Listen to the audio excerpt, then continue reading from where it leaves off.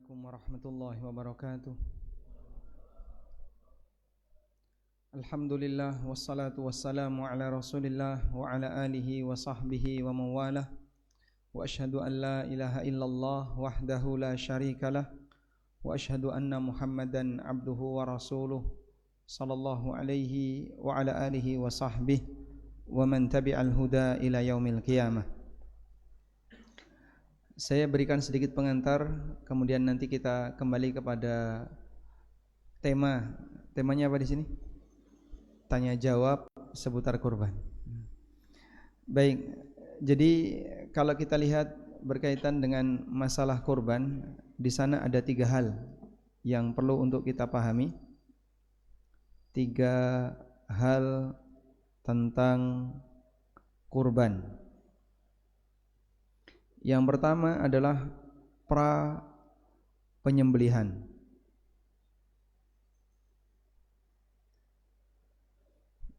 Yang kedua, proses penyembelihan. Yang ketiga, berarti Anda sudah lihat kira-kira apa di sini? Distribusi. Distribusi hasil kurban. Jadi inti dari permasalahan fikih kurban ya di 3 ini ya. Apa yang harus kita lakukan sebelum berkurban, apa yang perlu kita pastikan sebelum kurban, kemudian bagaimana proses penyembelihan kurban, dan yang ketiga adalah distribusi hasil kurban. Untuk pra penyembelihan, intinya memastikan bahwa hewan yang dikurbankan adalah hewan yang memenuhi syarat. Kemudian proses penyembelihan insyaallah nanti akan kita singgung. Dan yang terakhir masalah distribusi.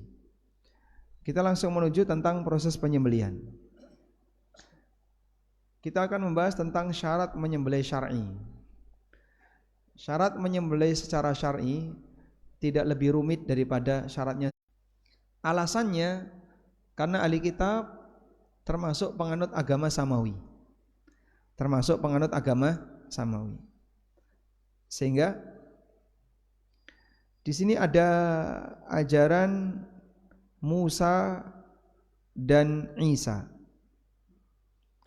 Lalu diselewengkan. Maka jadilah Yahudi dan Nasrani. Baik. Sembelihan Yahudi dan Nasrani ini halal.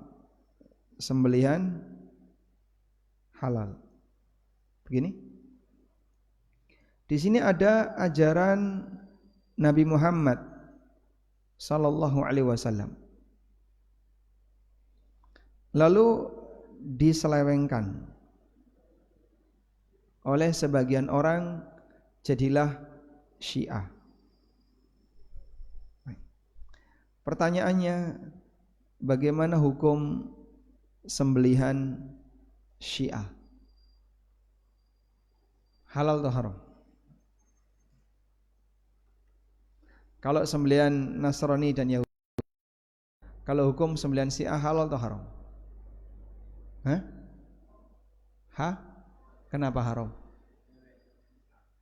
Bukan Islam. Yahudi dan Nasrani juga bukan Islam.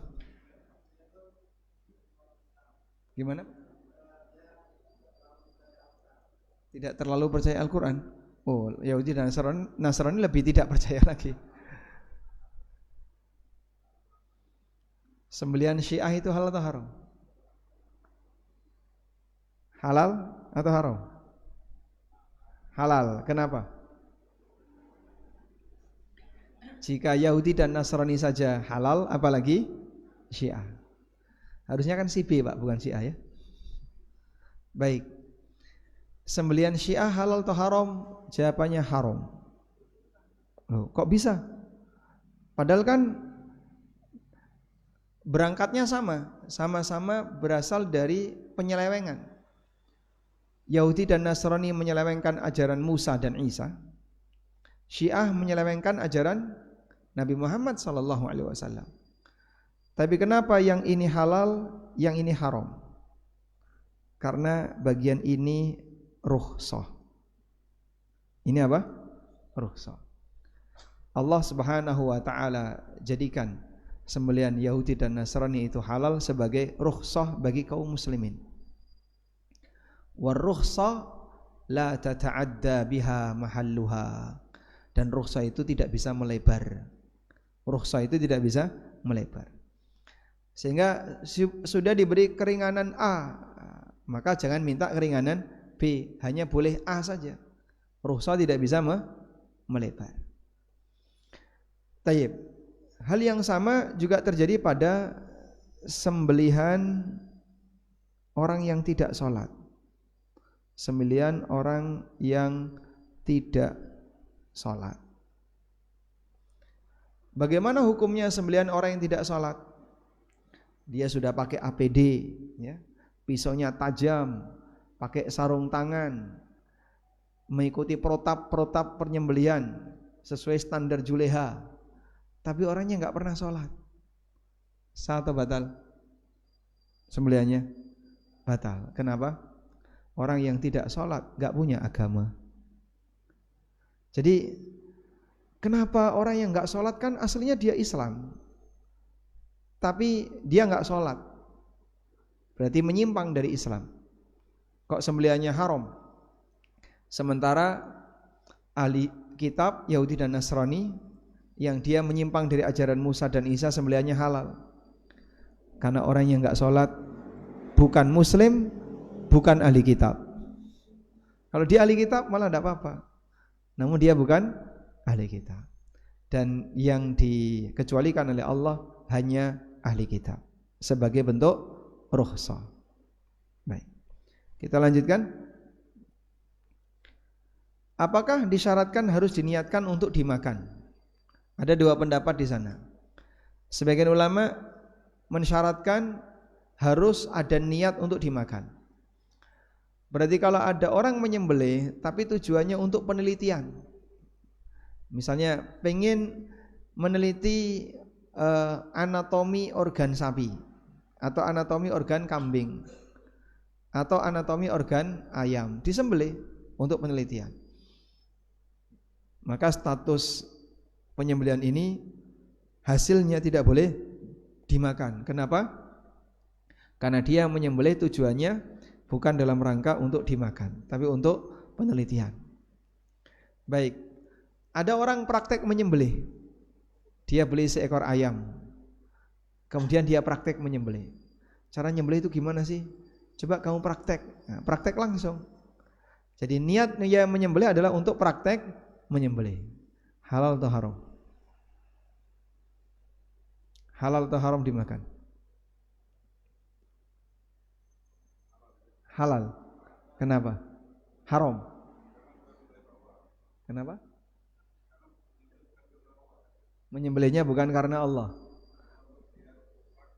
untuk praktek. Berarti nyembelih ayam untuk nyambut tamu itu halal atau haram?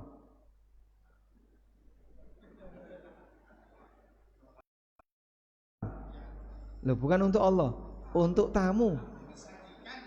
Iya. Ada besok Bapak besok akan datang tamu, ya, dalam jumlah banyak. Akhirnya Bapak ayam untuk menyambut tamu, halal atau haram? Kan bukan untuk Allah. Menghargai tamu salah satu bentuk yang dianjurkan Rasulullah SAW. Menyembah tamu boleh? Jauh sekali ini jadinya. Baik, menyembelih kambing dengan tujuan untuk praktek menyembelih, halal atau haram? Haram. Gimana? Tujuannya menyembelih supaya dagingnya bisa dimanfaatkan secara halal. Baik, berarti yang tadi halal ya? Yang nyembelih tadi loh. Tujuannya untuk praktek atau untuk dimakan? Praktek, berarti haram. nanti Anda nggak boleh makan. Baik. Ternyata niat di sini bisa mempengaruhi. Karena itu disebutkan dalam sebuah hadis riwayat Nasa'i, "Ma min insanin qatala usfuran fama fawqaha bighairi haqqiha illa sa'alahu Allahu azza wa jalla anha." Apabila ada orang yang menyembelih usfur burung kecil, emprit. Orang yang membunuh emprit, burung kecil ya, atau yang lebih kecil daripada itu tanpa alasan yang benar, maka besok akan ditanya oleh Allah, kenapa kau sembelih hewan ini? Kecuali dengan haknya. Maka para sahabat bertanya, apa haknya? Di sini bukan hal ya, hak. Apa haknya? Yadbahuha fayakuluha. Dia nyembelih dengan niat untuk dimakan. Wala yaqta'u ra'saha yarmi biha, dan dia tidak boleh mematahkan kepalanya. Ibnu Aqil dalam Furu' pernah mengatakan, dalam satu riwayat pendapat Imam Ahmad bahwa semua yang dilarang dalam syariat tidak sah sembelihannya. Nah, kalau kemudian di sini dilarang, berarti sembelihannya tidak sah. Baik, memastikan lagi. Kambing tadi pagi yang disembelih niatnya apa? Untuk praktek menyembelih atau untuk makan bersama? Dua-duanya. Berarti setengah halal setengah haram. Baik. Insya Allah, karena disembelih secara syar'i niatnya untuk dimakan bersama, sekaligus untuk praktek. Tayyib. Menyembelih dalam rangka menyambut tamu, halal atau haram? Ya, tamunya untuk biar makan, halal. Nah, yang dimaksud menyembelih sebagai bentuk sembelihan untuk selain Allah, itu kegiatan menyembelihnya dipersembahkan untuk selain Allah. Sembelihan seperti itulah yang masuk dalam larangan firman Allah Subhanahu wa taala, "Wa ma uhilla li ghairillahi bihi." Dan binatang yang disembelih untuk selain Allah. Lanjut. Tidak untuk dipersembahkan untuk selain Allah, seperti menyembelih untuk berhala. Tidak diikrarkan untuk selain Allah. Misalnya dia mengucapkan Bismil Masih dengan nama Al-Masih, Bismil Masih Allahu Akbar. Nah, ini enggak boleh ya. Ini nanti sembelihannya batal. Harus menyebut nama Allah, harus membaca. Pertanyaannya, yang baca bismillah yang menyembelih atau yang menemani penyembelih? Hah? Yang menyembelih. Jangan sampai yang menyembelih diam saja, sebelahnya bismillah, bismillah, bismillah. Ya percuma saja. Walaupun sebelahnya bismillah sebanyak satu kali, percuma saja karena yang menyembelih tidak baca bismillah. Sehingga yang harus baca bismillah adalah yang menyembelih. Insyaallah paham ya? Karena kasusnya banyak. Jagal yang didatangkan dari luar, dia disuruh menyembelih, enggak bisa baca bismillah. Sing mau kaum di sebelahnya, Pak kaumnya baca bismillah, terus doa panjang, udah siap sembelih. 1, 2, 3 sembelih. Gimana hukumnya? Batal. Karena yang menyembelih tidak baca bismillah. Ulama mensyaratkan bacaan bismillah ini harus dilakukan sesaat sebelum menyembelih. Sehingga kalau baca bismillah terus ke toilet dulu enggak sah, harus diulang ya. Berikutnya yang ke-8, alat yang dipakai untuk menyembelih harus pisau yang bisa melukai dan mengalirkan darah selain kuku dan gigi. Masalah bentuk bebas. Di sini ada banyak sekali bentuk-bentuk pisau ya. Apapun bentuknya silahkan, yang penting bisa melukai. Menyembelih dengan cara tidak mengalirkan darah seperti disetrum, dicekik, dipukul, dipanasi air, meskipun membaca bismillah haram karena statusnya bangkai. Makanya Anda bisa lihat, semua binatang buas haram dimakan karena nggak bisa disembelih. Coba, bagaimana cara menyembelih singa? Bagaimana cara menyembelih singa? Dia nggak bisa disembelih. Bisanya apa? Ditembak. Bisanya apa? Diburu. Kalau disembelih, nggak bisa. Maka binatang yang tidak bisa disembelih dengan normal dalam agama ini statusnya haram. Semua binatang darat kalau mau dimakan harus bisa disembelih dengan normal. Sehingga kalau Anda bertanya, apa hukum makan bekecot? Saya tanya, gimana cara menyembelih bekecot? Bisa Mas, menyembelih bekecot Mas? Oke, pegangi kepalanya. Harapnya keliopo sampean. Ya gini aja Pak, pas dia teng teleler nih Pak nggih, nah, langsung di atasnya tap. Ya, bukan kayak gitu cara menyembelih yang syar'i. Yang ke-9, harus mengalirkan darah di tempat yang benar. Sehingga menyembelih itu tidak boleh asal mengalirkan darah. Kalau asal mengalirkan darah dibacoi, misalnya punggungnya sapi atau ditombak bagian perutnya, atau pokoknya yang penting dilukai nanti mati. Nah, kayak gini ya tidak sah. Kecuali jika hewan itu tidak bisa disembelih dengan normal. Misalnya sapi nyemplung sumur. Yang kelihatan apanya? Sumurnya. Sapi kalau nyemplung sumur kelihatan apanya? Pantatnya. Lah itu gimana Pak nyembelihnya? Kepalanya di bawah. Ya harus ada yang berani turun ke bawah nyari kepalanya. Nah, nggak mungkin ya. Maka saat ini nggak bisa karena kepalanya di bawah, pantatnya di atas. Ya sudah ditombaki saja bagian pantatnya tadi sampai mati. Karena kondisinya terpaksa dalam kondisi darurat. Kemudian di sini mengalirkan darah di tempat yang benar ada 3 keadaan. Untuk onta itu dengan cara nahar, berarti yang dilukai bagian mana? Bawahnya. Untuk selain onta dengan cara dzabah, yang dilukai bagian ujung lehernya. Untuk keadaan sapi melayu, sapi nyemplung sumur, sapi nyemplung jurang dan seterusnya, maka bisa digunakan cara apapun, yang penting mati. Sehingga statusnya sebagai said.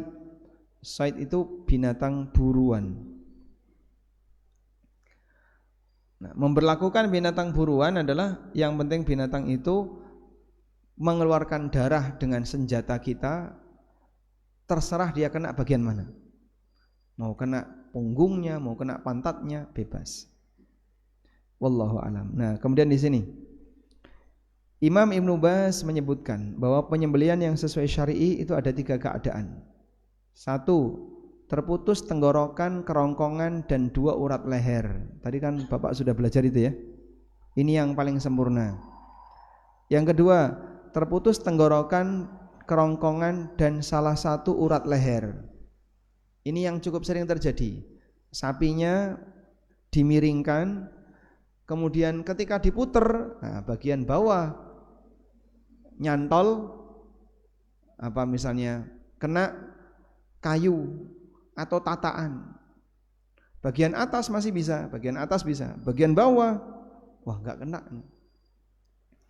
Maka yang putus salah 1 urat leher. Sembelihannya benar, halal, boleh dimakan. Meski semacam ini keadaannya di bawah kondisi yang pertama. Nah, saya pernah seperti ini di sini ya. Di sebelah selatan masjid ini dulu sebelum ada bangunan ini. Ya.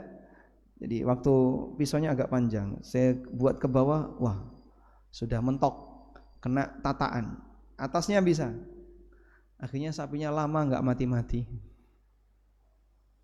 Terus diambilkan pisau kecil, dirogoh bagian bawah, diputus, darahnya keluar banyak.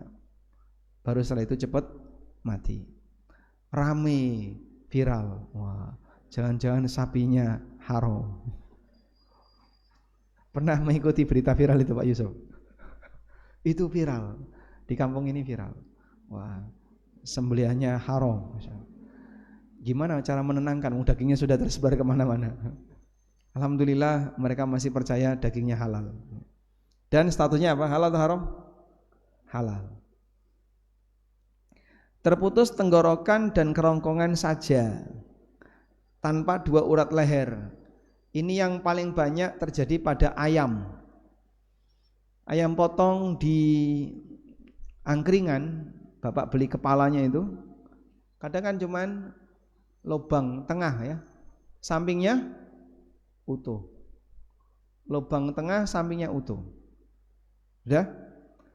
Halal atau haram sembilan itu? Halal atau haram? Halal. Karena tenggorokan dan kerongkongannya sudah putus. Bukan syarat 2 urat leher harus putus. Wallahu a'lam. Baik. Nah, yang diajarkan di Juleha itu ngejar seideal mungkin. Makin ideal, makin bagus. Ya kita dukung praktek seperti itu. Tapi kalaupun misalnya tidak ideal, jangan sampai ada vonis statusnya haram. Karena standar halal haram dalam hal ini lebih ringan. Jangankan yang seperti ini, ada kambing misalnya lari, kemudian dikejar nggak bisa, terus ditembak, dor, kena pahanya, kemudian dia jatuh, ditunggu sebentar, mati. Halal atau haram? Kenapa? Karena dia hewan buruan. Sehingga hewan buruan itu kena bagian manapun yang menyebabkan hewan itu terluka lalu mati, statusnya halal. Baik. Walhamdulillah. Sampai di sini ada pertanyaan? Enggak ada, kita lanjutkan. Nah, silakan.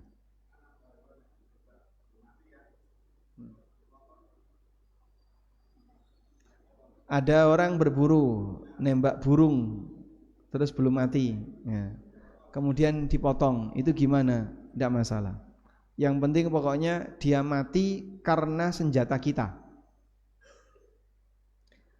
Nabi SAW pernah ditanya oleh Adi bin Hatim. Adi bin Hatim itu sahabat yang punya hobi berburu. Kemudian Nabi memberikan rincian, kalau kamu menembak hewan, lalu hewan itu hilang, ternyata ketika ditemukan hewan itu nyemplung sumur atau masuk ke danau, jangan kau makan, karena kau nggak tahu dia mati karena tenggelam ataukah dia mati karena senjatamu, sehingga nggak boleh dimakan. Atau kau memanah hewan, setelah itu hewan itu lari, terus masuk jurang, jatuh, setelah jatuh ditemukan mati, jangan kau makan, karena kau nggak tahu dia mati karena senjatamu ataukah mati karena terjatuh. Begitu? Sehingga kalau ada sisi meragukan, maka sebaiknya tidak dimakan.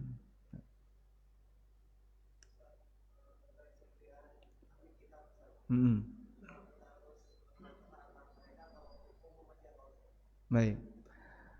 Terkait sembilan ahli kitab, apakah kita harus melihat ketaatan mereka? Pertanyaannya, sejak kapan ahli kitab itu kafir? Kenapa Pak?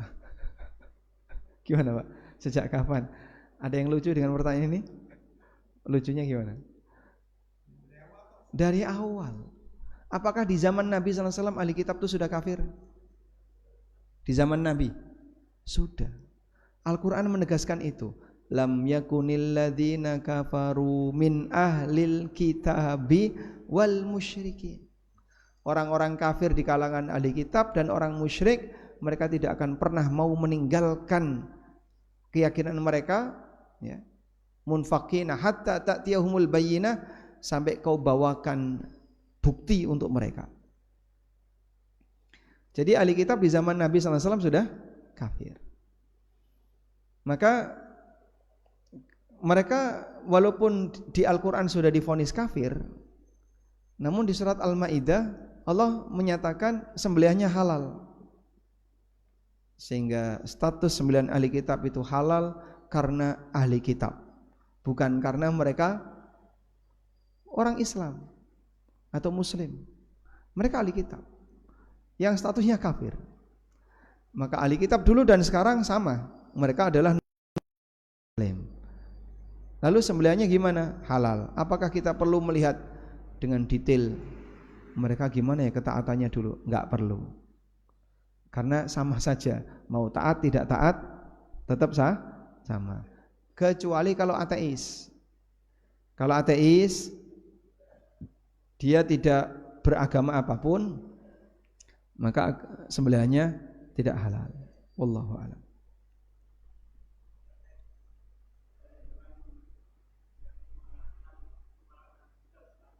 Gimana? Mengarahkan hewan ke arah kiblat.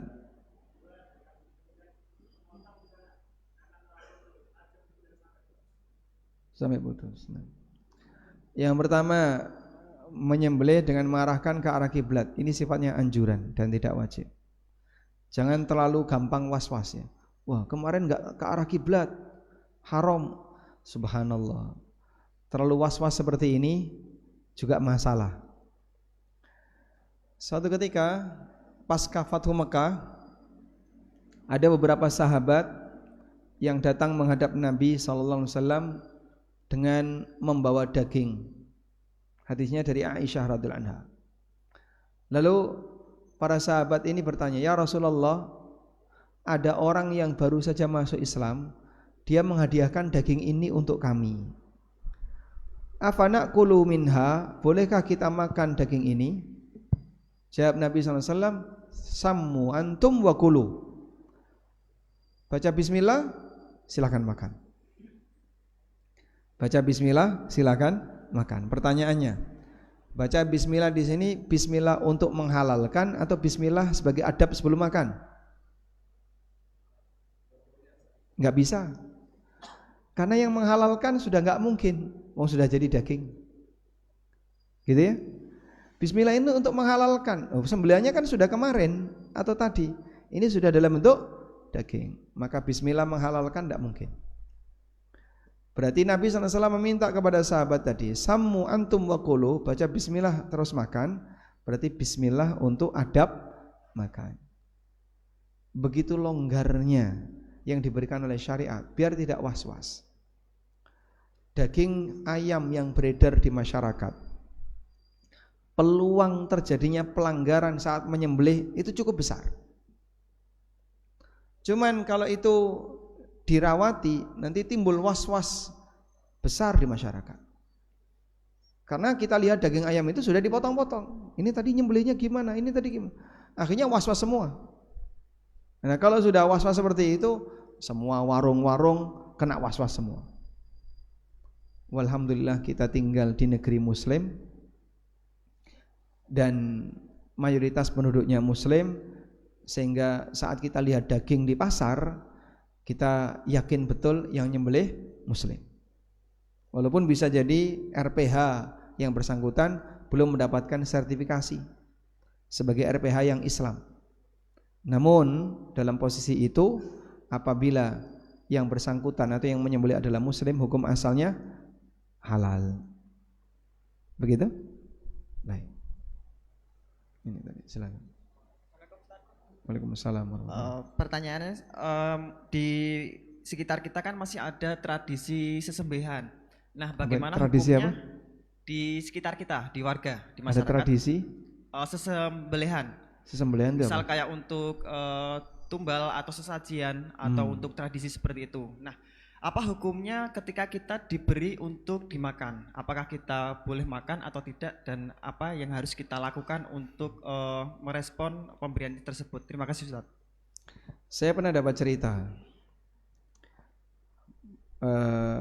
Pondok Taruna Al-Quran sebelum saya datang ke sana ya. Itu pernah dikirimi seekor kerbau. Kalau nggak kerbau ya sapi. tapi nggak ada kepalanya. Ini silahkan diolah untuk makan santri, tapi kepalanya nggak ada. Akhirnya sama pengurus pondok ditolak, kepalanya nggak ada. Kepalanya mana? Nggak ada. Cuman dikasih dari leher utuh ke bawah, 1 ekor sapi. Nah, karena nggak ada kepalanya ditolak. Kenapa? Karena di antara yang diharamkan oleh Allah adalah wama uhilla bihi li ghairillah, binatang yang disembelih untuk selain Allah. Sajen pakai kerbau, sajen pakai kepala kambing, sajen pakai apapun, dagingnya haram. Ada merti deso misalnya, atau dekah bumi, nyembelih kerbau, kepalanya, dagingnya ini Pak haram semuanya, karena itu binatang yang disembelih untuk selain Allah. Wallahu a'lam. Selanjutnya,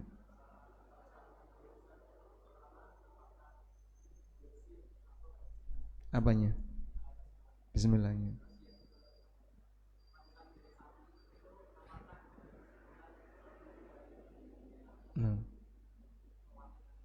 Nah, baik. Ketika membaca bismillah saat menyembelih, apakah dikeraskan atau pelan? Jawabannya yang penting terucap. Harus bismillah, terucap ya. Ada suara dan tidak ada suara, bebas. Sama seperti Anda sholat duhur, baca Fatihah dibaca enggak? Dibaca, tapi ucap namun tidak terdengar suara. Sah atau tidak sholatnya?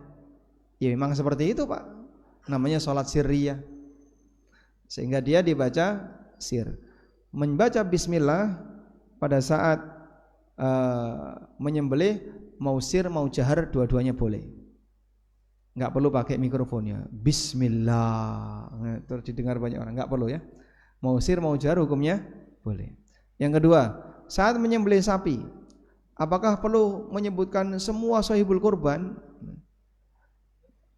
Jadi kalau 7 disebutkan semuanya, jawabannya tidak harus. Penyebutan nama sahibul kurban saat menyembelih itu bukan syarat sah kurban. Termasuk juga misalnya menyembelih kambing. Ini kambingnya siapa? Panitia nggak tahu, gantungannya hilang. Nah, ketika gantungan hilang, ini punya siapa? Nggak tahu. Gimana itu kira-kira? Kalau yang hilang cuma 1 bisa di tracking. Yang hilang 5. Ada 5 kambing gantungannya hilang. Nah, ini punya siapa? Ini punya siapa? Sulit. Maka dalam kondisi itu segera saja disembelih atau boleh disembelih tanpa harus menyebut nama sahibul kurban. Bismillah Allahu Akbar, udah selesai. Terus jadi kurbannya siapa Pak? Ya tentu saja yang punya kambing, karena status penyembelih di sini hanya wakil. Wallahu a'lam. Ya, cukup? Terputus. Kalau terputus pada asalnya kan tidak boleh sengaja memutus. Berdasarkan hadis tadi Pak, di mana Rasulullah sallallahu alaihi wasallam melarang wala yaqta'u ra'saha yarmi biha, jangan diputus kepalanya. Sehingga sengaja memutus kepala ketika menyembelih itu melanggar hadis ini.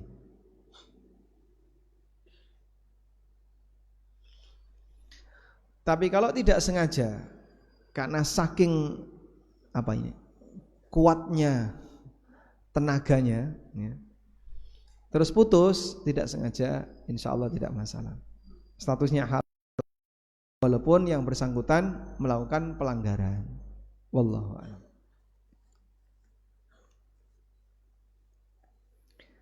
Lebih afdal berkurban di lingkungan sendiri atau boleh berkurban di tempat yang jauh, misalnya Palestina atau daerah yang terpencil? Kalau Palestina saya tidak bisa memastikan. Peduli Muslim ada program kurban di Palestina? Somalia ada. Somalia. Sehingga kalau ke Palestina, wallahu alam bisa sampai atau tidak, kita nggak tahu ya. Kalau nyembelih Yahudi ya mungkin gitu. Cuman Anda tidak punya akses untuk itu. Yang kedua, kurban di daerah terpencil atau daerah sendiri.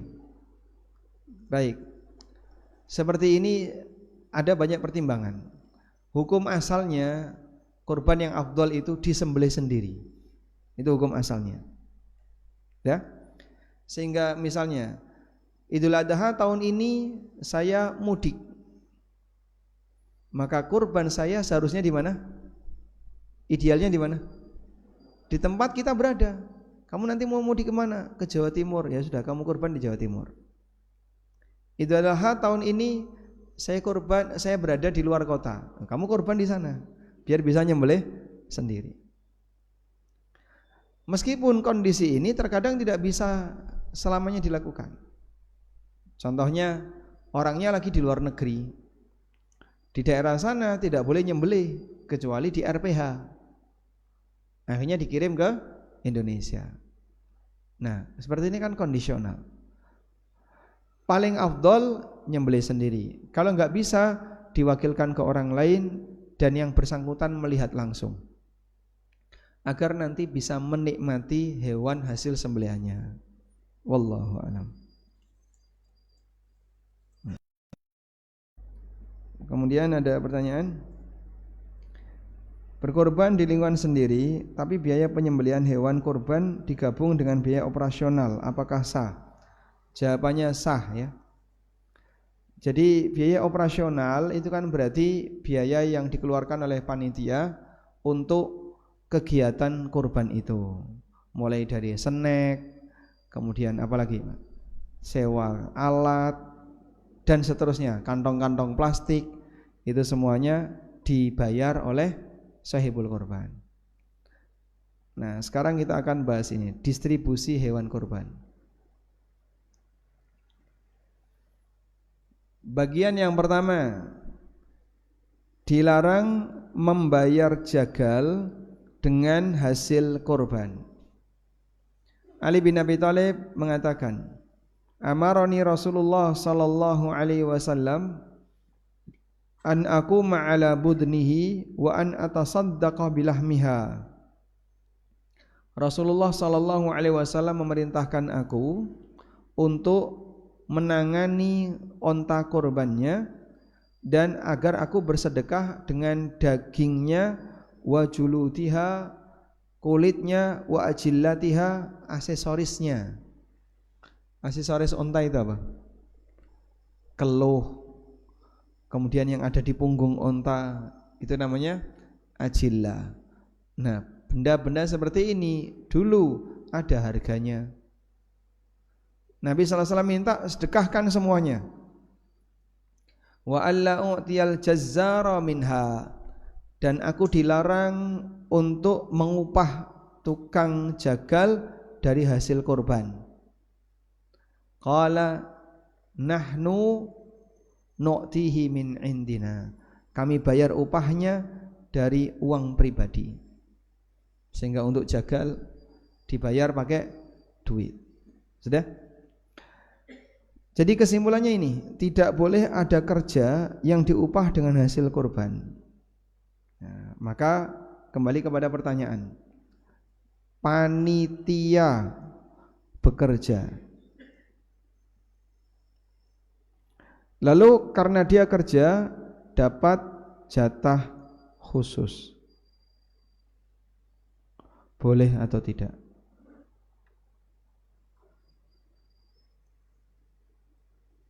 Panitia bekerja ngurusi korban, baik nyekeli ketika menyembelih, nyacah-nyacah, nimbang-nimbang, intinya dia bekerja. Lalu dia dapat jatah khusus, boleh atau tidak? Iya, dapat jatah kurban khusus. Ini sebagai panitia, nanti dapat lagi sebagai warga. Sehingga kalau dalam satu rumah itu bapaknya panitia, istrinya panitia, anak pertama, kedua, ketiga panitia semua. Dah?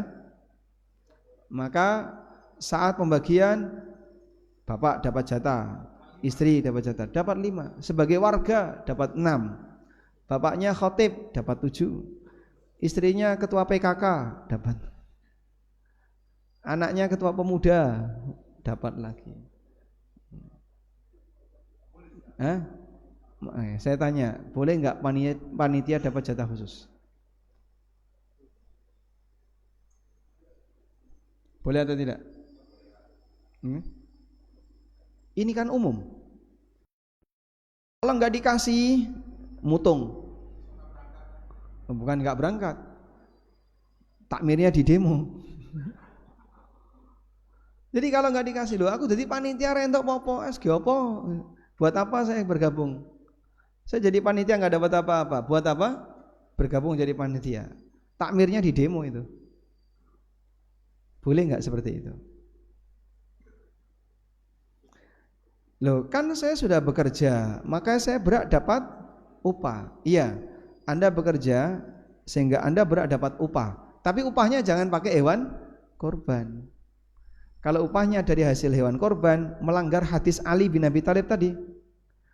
Dan kami dilarang untuk memberikan upah dari hasil korban. Karena kalau memberikan upah dari hasil korban, berarti ada sebagian dari hasil korban yang dimanfaatkan oleh sahibul korban. Kok bisa Pak? Nah kan seharusnya membayari itu pakai uang pribadi. Nah duitnya rametu karena dibayari pakai daging. Uangnya nggak keluar karena dibayar pakai daging. Insya Allah bisa dipahami. Nah, misalnya, boleh nggak Pak? Ada penjual bakso, ya, ikut korban sapi, lalu dikasih jatah sebagai sahibul korban. Setelah dikasih jatah, dagingnya digiling jadi bakso. Boleh atau tidak? Boleh. Hak dia. Baik. Coba lihat ini. Rasulullah sallallahu alaihi wasallam bersabda, memberi ancaman. Orang yang menjual kulit kemudian uangnya dimanfaatkan pribadi bisa membatalkan pahala kurbannya. Beliau bersabda, "Man ba'a jilda udhiyatihi fala udhiyata lahu." Siapa yang menjual kulit hewan kurbannya, maka kurbannya tidak sah.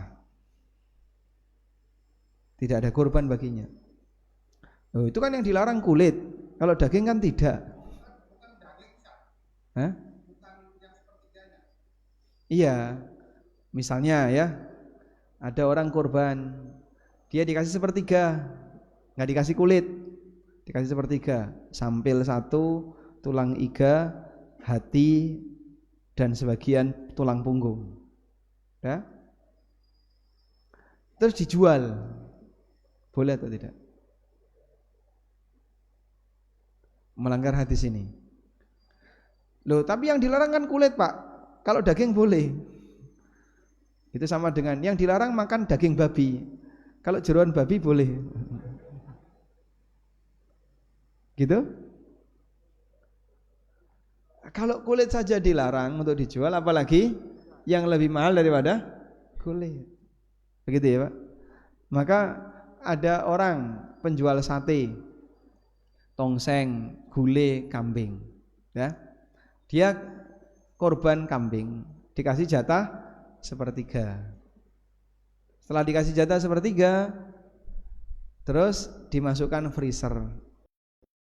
Nanti setelah warungnya buka kembali, kalau pas sesi Idul Adha itu kan musibah bagi para penjual sate ya, sehingga mereka nggak bakalan jualan, rapayu.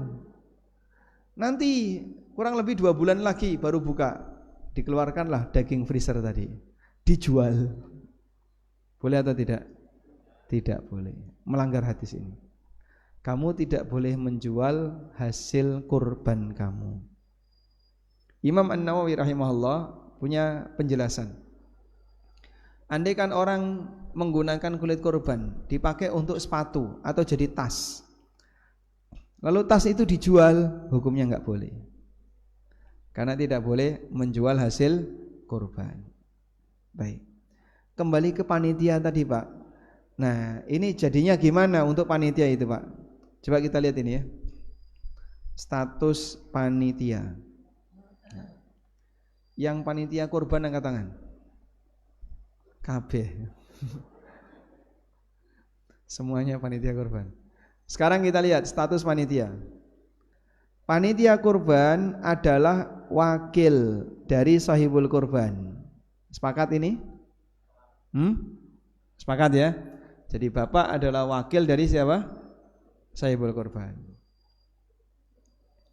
Apapun yang dilakukan panitia kurban dianggap sebagai praktek pemilik kurban karena dia wakilnya. Sehingga yang namanya wakil, dia statusnya seperti yang diwakili.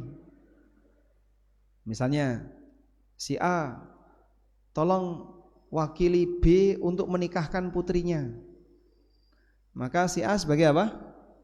Wali nikah. Loh, perempuan ini apamu? Ya bukan apa-apa saya, nggak ada hubungan, tetangga saja.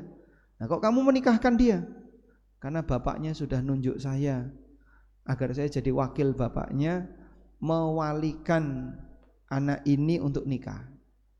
Nah dari situ apa? Posisi wakil, dia melaksanakan tugas sebagaimana yang diwakili, statusnya sama.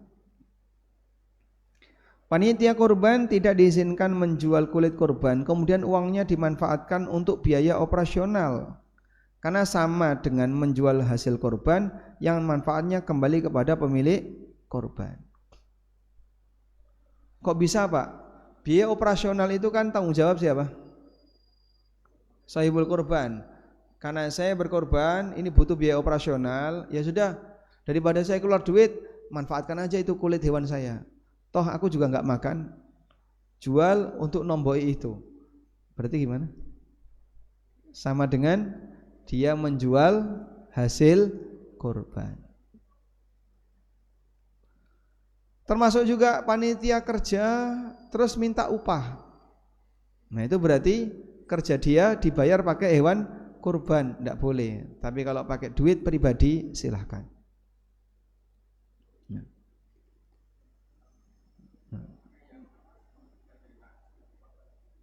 Sepertiga hak sahibul kurban, sepertiga untuk dibagikan ke panitia yang bantu. Sebagai apa? Sebagai upah. Kalau sebagai upah tidak boleh. Nanti dulu ya, nanti dulu. Gimana? Iya. Nah ya, nanti dulu kita bahas itu ya. Coba lihat ini. Betul nggak panitia kurban itu amil? Nah ini lebih ngawur lagi nih. Ada orang yang bilang, oh panitia itu amil, jatah amil. Amil itu mana ada di kurban? Amil itu adanya di mana Pak? Nah, ini makso ini orangnya. Amil itu hanya ada untuk zakat. Kurban tidak ada amil. Baik, lanjut. Kita selesaikan dulu untuk panitia ya. Mudah-mudahan nanti tidak jadi masalah besar di tengah masyarakat. Nah, jadi biaya kurban itu kan ada dua ya. Biaya penyembelihan dan pengeletan. Apa ya? Pengeletan ya? Pengulitan. Ngelet sama ngulit beda kayaknya. Nguliti itu menguliti, ngelet itu cancah-cacahnya itu loh. Lain. Berarti biaya apa namanya? Biaya menguliti gitu aja wis gak apa-apa ya. Yang penting jenengan seneng ya. Baik. Ada biaya penyembelihan dan ada biaya menguliti. Ya. Ini kan relatif murah ya. Murah ya. Kalau di kerajaan berapa? 200 ya. Kambing 200, sapi berapa? Enggak. Di sini berapa? Enggak menguliti.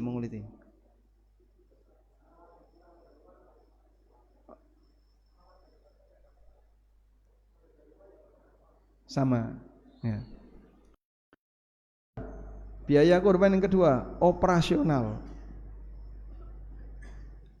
Operasionalnya apa saja? Yang pertama, senjata, Masya Allah. Hah? Plastik, makan, snack, terus apa lagi? Hah? Tenda, seragam, apa lagi? Hah? Jadi perlengkapan ini juga banyak sekali, Masya Allah. Nah, ini yang kemudian biayanya jadi bengkak, jadi mahal ini. Terus gimana Pak yang mahal ini? Mahal di sini ada dua kondisi.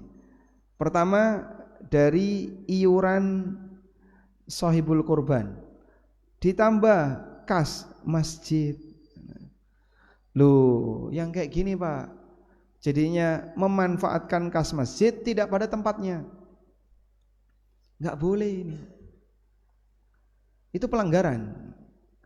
Maka kalau sampai ada takmir memanfaatkan kas masjid untuk nutupi kekurangan biaya operasional kurban, itu pelanggaran, sikap tidak amanah terhadap kas masjid. Ini tidak boleh. Nah terus kalau iuran sahibul kurban boleh, cuman kan bengkak. Biaya ini mahal. Wong sak kampung metu kabeh kok. Nggih. Yang enggak pernah ke masjid yo teko, nggih. Sehingga semua datang. Ini adalah pesta rakyat. Ditanggung oleh sahibul kurban. Sahibul kurbannya tidak lebih dari 10% masyarakat. Maka 10% ini menanggung biaya 90%. Nah, akhirnya jadinya terlalu memberatkan. Kalau dari iuran sahibul kurban ini memberatkan. Ada enggak Pak solusi? Solusi pertama, jadikan kegiatan kurban itu sebagai kegiatan kerja bakti. Ya. Bapak kalau kerja bakti, resik-resik makam, resik-resik jalan, itu nyari daging atau tidak? Nyari apa? Snack. Nah, maka jangan minta daging, sudah?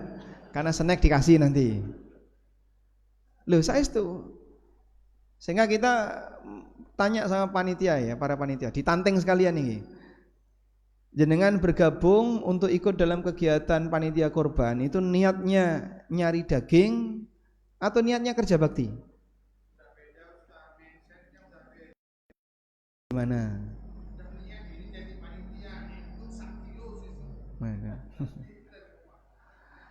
Jika kalau niatnya dari awal, ya kalau jadi panitia untuk bayaran, dapat bayaran, berarti niatnya sudah pengen dapat upah.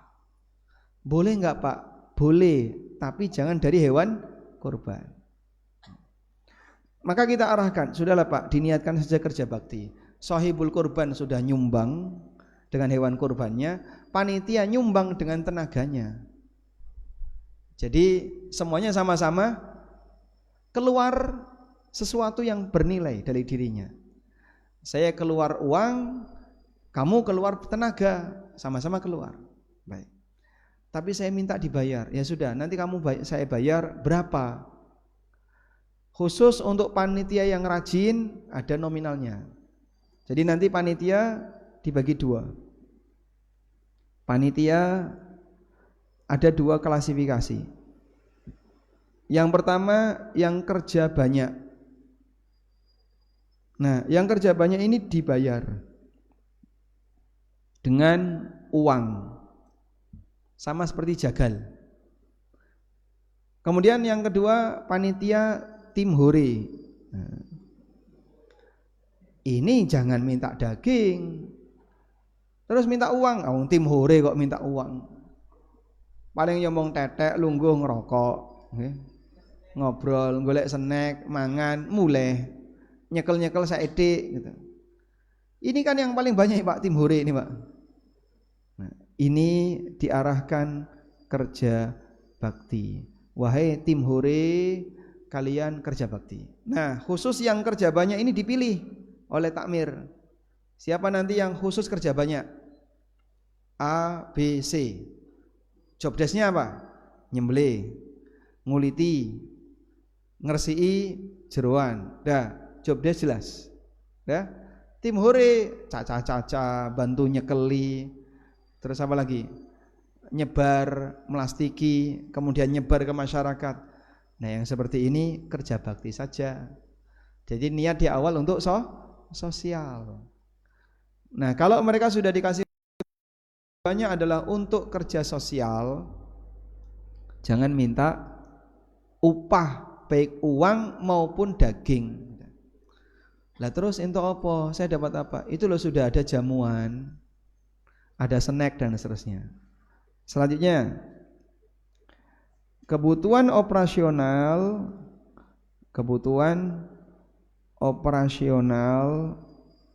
yang sifatnya tambahan. Saya sebut tambahan ya, seperti snack dan seterusnya. Ini dijadikan kegiatan masyarakat.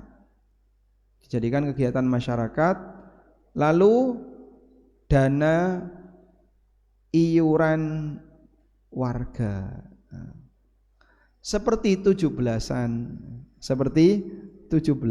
Nah, kita sudah berhasil di sini. Wah, 17-an orang ngerti, paham masyarakat. Kalau di kampung ini ada 17-an, warga ngapain? Oh, urunan. Ada yang bayarnya 100.000, ada yang 200.000, ada yang 50.000, seikhlasnya. Dana yang terkumpul dipakai untuk kegiatan 17-an.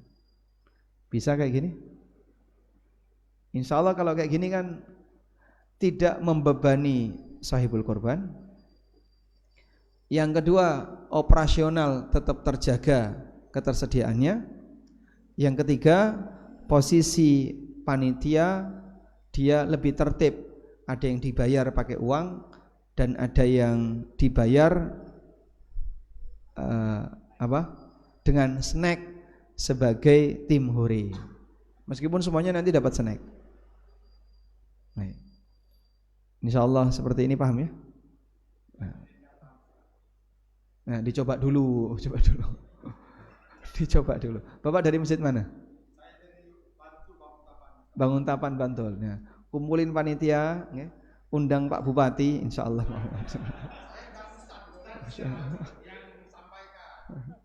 Masya Allah. Nanti online ini bisa disampaikan ke mereka. Silakan. Untuk biaya tadi Ustaz, pengalaman yang alhamdulillah sudah berjalan di kampung saya itu, jadi mereka disadarkan itu bukan lagi kerja bakti tapi amal soleh.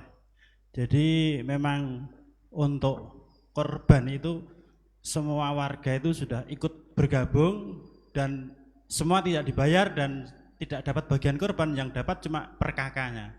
Jadi alhamdulillah kalau di warga saja ya. Warga, jadi hanya warga. Per kakak sudah, jadi semua warga ikut. Jadi cuma dapat jatah warga. Nah, bahkan sampai tukang sembelih pun tidak dibayar. Karena memang nyembelih juga warga. Jadi misalnya sapi 5 ya, yang nyembelih A, B, C sudah dijatah. Alhamdulillah satu kampung itu udah berapa yang bisa nyembelih dan itu sebagai amal soleh bentuk. Jadi kita sadarkan pada mereka bahwa ini amal soleh nanti ada pahalanya. Dan jadi itu juga cukup menekan biaya. Jadi biaya cuma paling beli silet dan sebagainya itu sedikit. Dan yang saya mau tanyakan Ustaz, kalau kemudian kita mengambil daging dari korban itu kemudian dimasak, dimakan bersama warga, semua warga, itu boleh nggak? Ya. Selanjutnya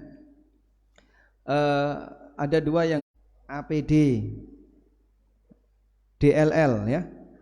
Kalau bisa ini wakaf. Siapa yang mau wakaf pisau? Dah, kumpulin. Kemudian takmir sebagai pengelola. Nanti digunakan tiap tahun sekali. Sama seperti wakaf kipas angin, wakaf apa, yang ketika dibutuhkan bisa dimanfaatkan. Sehingga yang wakaf dapat pahala karena itu dipakai terus. Yang sahibul korban tidak terbebani harus beli pisau karena sudah ada pisau wakaf. Nah, kemudian berkaitan dengan apa tadi? Kerja bakti ya. Jadi kerja bakti ini kalau dalam bahasa Islam itu kan beramal soleh. Kita bahasakan kerja bakti ya bahasa umum. Tapi hakikatnya apa? Amal soleh. Bapak ngeresiki selokan itu amal soleh enggak? Amal soleh. Bagi mereka yang punya niat benar, amal soleh. Ngeresiki makam, amal soleh. Ngeresiki jalan, amal soleh. Nah, lalu makan bersama, daging untuk makan bersama. Nah, apakah makan bersama ini sama dengan gaji? Beda. Makan bersama bukan gaji. Kita bisa pastikan bukan. Kamu kok tahu kalau itu bukan gaji? Karena semua boleh makan. Yang kerja nggak kerja boleh makan. Sampai ada orang yang mampir masjid sholat, silakan makan. Nah, ini kan sama dengan dibagikan bersama untuk warga. Tapi yang bentuknya mateng. Sehingga untuk makan bersama bukan gaji. Sama sebagaimana yang dibagikan untuk semua warga. Wallahu a'lam. Bisa diambil daging dari kurban untuk makan bersama, Ustaz? Bisa, sama sebagaimana yang dibagikan untuk semua warga. Nah, jadi tidak harus beli dari luar. Satu lagi sebelum itu, Ustaz. Seumpamanya kulit hewan kurban bisa nggak ditukar dengan daging yang sisi kemanfaatannya jauh lebih besar, ditukar untuk dibagikan tambahan dagingnya, boleh nggak itu, Ustaz? Nah, pertanyaan itu ada di sini. Menukar kulit dengan daging itu sama dengan jual beli barter ya. Karena jual beli itu bisa pakai uang, bisa pakai barang. Jadi sama-sama jual beli. Menjual uangnya disedekahkan.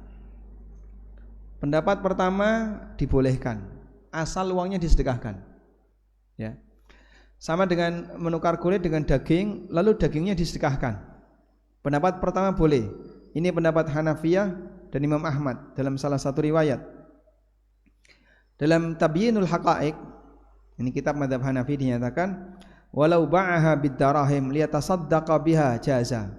Jika dia menjual hasil korbannya dengan pembayaran dirham kemudian disedekahkan dalam bentuk dirham, hukumnya boleh. Li'annahu qurbatun, karena statusnya ibadah sebagaimana sedekah dengan kulit. Al-Khallal, ulama Hambali, mengatakan wa akhbarani Abdul Malik bin Abdul Majid bin Abdul Hamid. Abdul Malik bin Abdul Hamid, ini bukan Humaid, ini Hamid, menyampaikan kepadaku bahwa Imam Ahmad pernah mengatakan sesungguhnya Ibnu Umar ba'a jilda baqaratin. Ibnu Umar itu pernah menjual kulit sapi dan beliau bersedekah dengan hasil jualannya. Jadi kalau pakai pendapat pertama ini tidak ada masalah. Pendapat kedua dilarang. Ini pendapat mayoritas ulama. Asy-Syaukani mengatakan mereka sepakat bahwa daging tidak boleh dijual, demikian pula kulit. Namun dibolehkan oleh Al-Auza'i, Ahmad, Ishaq bin Rahuyah, Abu Thawr, dan ini salah satu pendapat dalam mazhab Syafi'iyah, dan mereka mengatakan wa yusarrufu thamanuhu, hasil penjualannya dipakai untuk dibagikan sebagaimana daging kurbannya. Jadi ada khilaf ya. Bolehkah kulit dijual terus dipakai beli daging lalu dibagikan, atau kulit dijual dapat duit, duitnya dibagikan. Ada dua pendapat di situ. Insyaallah paham? Nah. Ya. Cukup? Izin Ustaz. Yang pertama tadi untuk yang menanggapi makan bersama itu, kalau di tempat kami itu biasanya kalau ada akikoh. Kalau enggak akikoh biasanya kita enggak berani makan itu ya, pakai daging kurban itu. Yang kedua, ini Ustaz pertanyaan, kalau kita berkurban dengan niat atau mengatasnamakan misalnya anak, istri, mungkin cucu atau mungkin orang tua atau mungkin yang sudah almarhum, bagaimana Ustaz itu aja? Nah. Terus Yang pertama, apakah harus nunggu akikoh untuk makan bersama? Jawabannya tidak harus. Sehingga boleh-boleh saja ngambil hasil kurban kemudian dipakai makan bersama. Kan statusnya sama seperti dibagikan ke seluruh warga, Pak ya. Ya, masalah yang ikut nanti ada yang makan banyak atau makan sedikit ya, itu tidak signifikan selisihnya. Tapi ini ngambilnya 5 irus. Yang ini 2 irus, itu tidak terlalu signifikan, selisihnya tidak banyak ya. Yang kedua, bolehkah kurban atas nama seluruh anggota keluarga? Ya, praktek seperti itu yang dilakukan oleh para sahabat.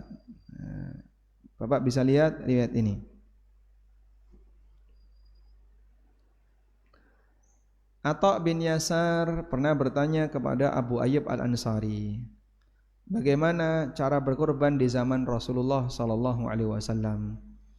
Jawab Abu Ayyub, dulu orang berkorban atas nama dirinya dan anggota keluarganya. Jadi dalam satu keluarga, dalam satu kakak, di situ ada pemilik hewan, berarti dia yang keluar uang untuk dipakai beli hewan korban. Dan ada pengikut. Ini 1 orang untuk kambing atau 1 orang untuk 1 paket sapi, ya. Ini bisa lebih dari 1 orang. Sehingga kalau Bapak berkorban bisa atas nama saya dan seluruh anggota keluarga saya, mencakup istri, anak-anak, baik yang masih hidup maupun yang sudah meninggal, termasuk orang tua. Nah, syaratnya pengikut ini nafkahnya sama. Siapa orang yang Bapak nafkahi? Anak-anak saya, kemudian istri, kemudian orang tua. Bapak korban 1 untuk mereka semua bisa. Wallahu alam. Pas zuhur. Satu lagi Ustaz sebelum itu, boleh enggak berkorban atas nama orang yang sudah meninggal, Ustaz? Videonya sudah banyak sekali yang ini ya.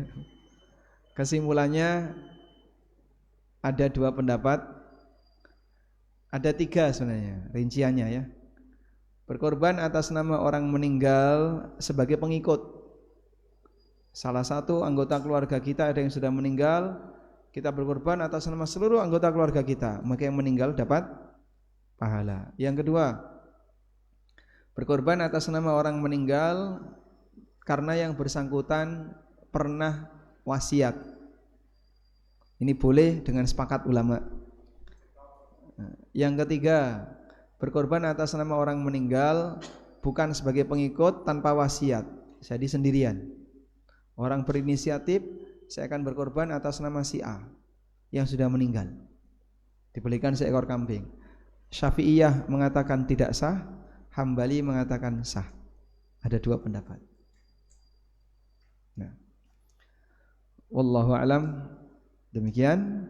Semoga apa yang kita bahas ini mencerahkan kita semuanya, dan semoga Allah jadikan kita sebagai panitia kurban yang bertakwa kepada Allah. Karena kita mau melakukan tugas yang mulia, maka jangan sampai ada unsur tidak amanah di dalamnya. Wassallallahu ala nabiyyina Muhammadin wa ala alihi wa sahbihi wasallam. Wa akhiru da'wana anil hamdulillahi rabbil alamin. Wassalamualaikum warahmatullahi wabarakatuh.